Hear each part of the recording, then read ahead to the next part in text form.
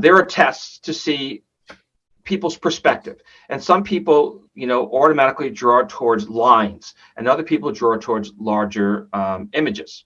Okay, the forest to the trees, or the trees to the forest, both perspectives, and that is a neurological. These are neurological differences between people.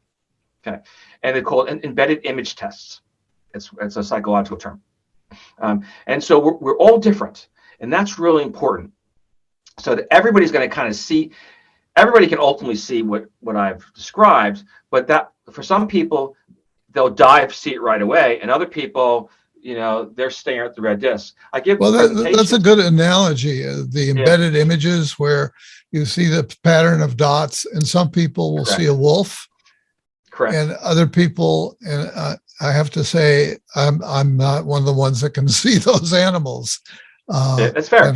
And why that is, I don't know.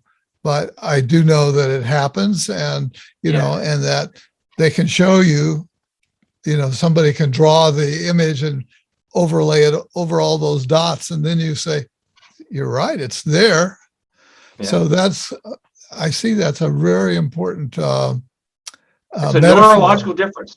It's a neurological difference. Yeah. And there's a I believe she's an American artist, and we've all seen the images, and maybe you've seen as well. Is you have the wolves in the forest, and it's a winter scene with the white the snow on top of the trees, and the wolves are white, and you have to pick out the wolves in the trees. And she does other ones with horses, and she has red horses against a red background of the soil, and you have to kind of count the horses. And all your listeners say, well, people just don't. Oh, I know that because we've all seen it. And so she's using that same trick, upper pelvic trick, in her art to hide what you see, what she's made, and she's done it intentionally.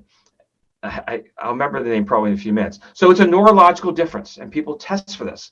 And psychologists, and I'm not a psychologist, but psychologists will actually look at these two different embedded image tests and come up with other conclusions about personality conclusions about the individual.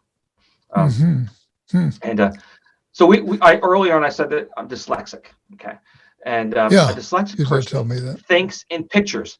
That's it. We think in pictures. So it takes a long time for a dyslexic person to learn how to read, and especially learn how to write.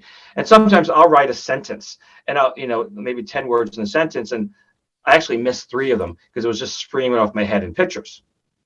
Okay, so I'm naturally a visual person.